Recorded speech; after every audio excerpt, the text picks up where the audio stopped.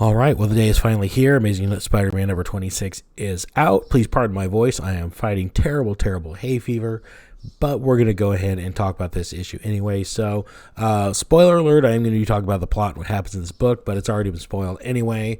So, at least the major thing was there's little details still in here, I guess. If you don't want to know them, read the book, then come back and the review will be here. But let's get talking about Amazing Spider-Man number 26. So we're treated here with this cover, John Romita Jr. He did the interiors as well, where you got Spider-Man and these like little TV monitors or squares or whatever of different characters and who's going to die. One of them is not going to live through the end of this issue. We already know who that is, but just in case the surprise is still there. So what's funny is most of these characters don't even appear in this book, which I find interesting. I mean, Captain America obviously isn't in it. Neither's White Rabbit. Black Cat doesn't appear. So, yeah, a lot of these are just kind of red herrings. Really, the only ones you need to worry about are MJ, Paul, Norman Osborn, Spidey, and Kamala Khan. And I guess Human Torch, he's there. He's in the book. So this book opens up with actually kind of a flashback of Kamala Khan interviewing for a position at Oscorp, where she's going to be an employee or an intern or something, and she gets the job. So basically, the book starts off with this is why she gets to be in the story. So because otherwise it would make no sense if she just appeared. But now we know she works at Oscorp, which is where the attack happened. So at least they did that.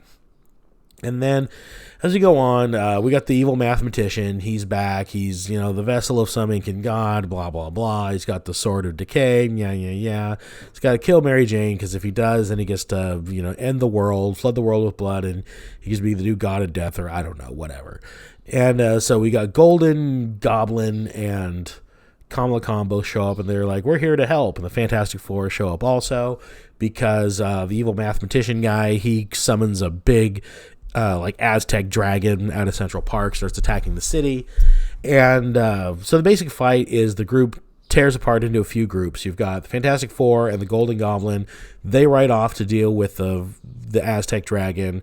MJ and Kamala Khan need to run off, because if he gets his hands on MJ, then he ends the world, and Spider-Man's going to fight the mathematician.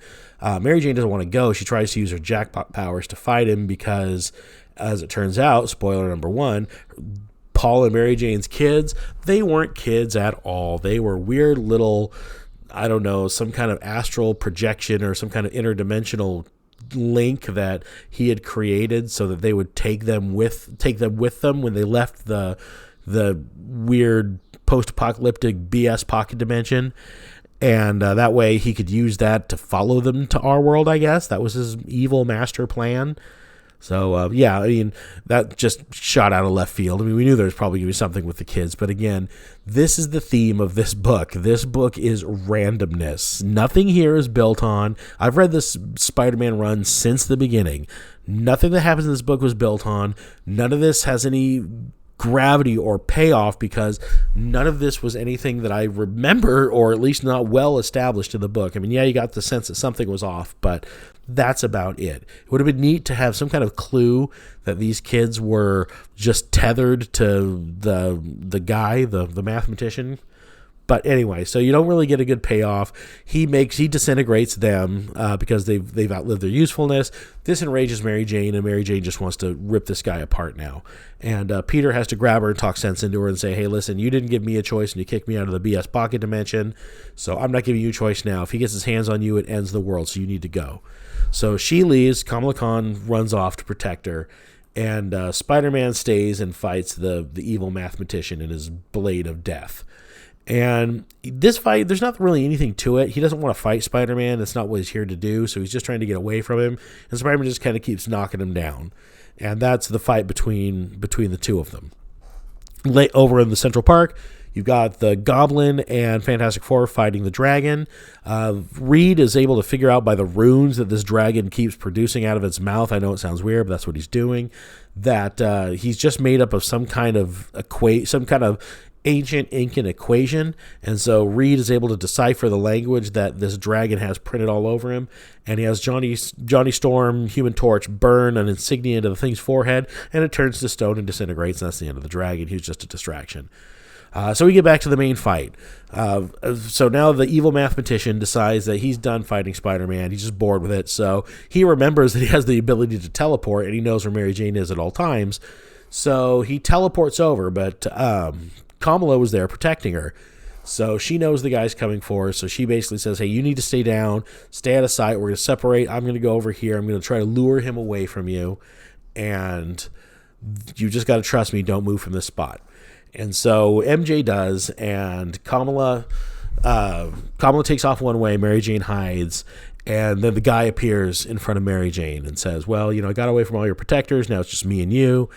And Mary Jane says, well, yep, that's exactly what I wanted this entire time, I'm going to beat you down.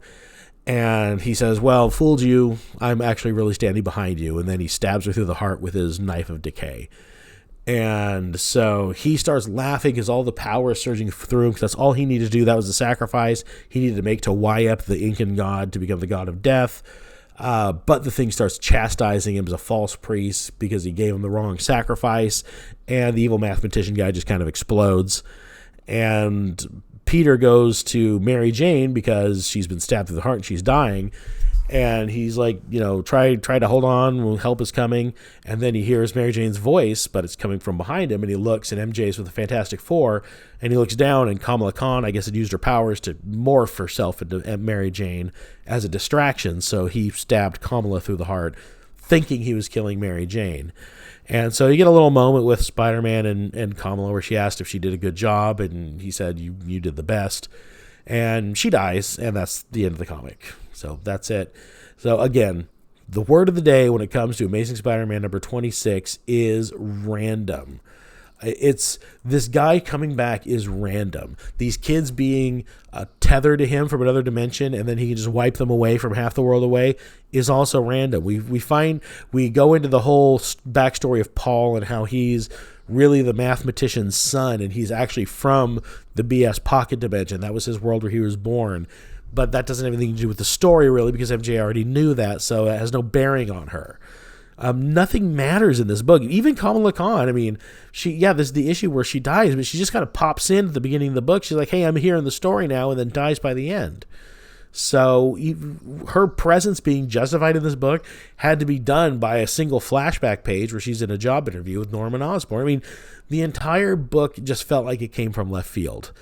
And that's probably his biggest sin, because this story maybe could have had a lot of impact and a lot of hit had they been actually building the events of the story up for the last, several issues of this run. But they really haven't. I mean, you've had the whole question of Mary Jane and Paul, and I guess it's answered now, but it's not a satisfying answer, I guess, because it's just everything that has to do with it is so out of left field. So what are we left with now? You got Paul and Mary Jane. They're still together, but their kids are gone, and they're going to have to deal with that. I know we're going to have the whole fallen friend thing. That's going to be the end of Kamala Khan. We're going to deal with that. That's all, that's going to happen in another book, because really the biggest thing that happened in this book, Kamala Khan dying, has nothing to do with this storyline. So that's now going to be handled in another comic. The payoff of this story is going to go on somewhere else, and this comic is going to continue, assuming with the interpersonal drama of Paul, Mary Jane, and Peter Parker. So, I mean, to describe this book as underwhelming, I think, would probably be an understatement. Because when this run started, way back on the issue number 1 of this Zeb Wells run of Amazing Spider-Man, you had all these unanswered questions. Why the superhero community was upset with Peter, why Mary Jane was with this other guy, who he was, how they had kids, what happened to make this all happen. When we finally got the answer, they're just disappointing. So I don't know. That's how I feel anyway. I feel like I get to the end. I see the answers to the questions that this run of Amazing Spider-Man has asked, and I found the answers to be really underwhelming. And that's kind of it. That's my review of this book. It's just dreadfully underwhelming.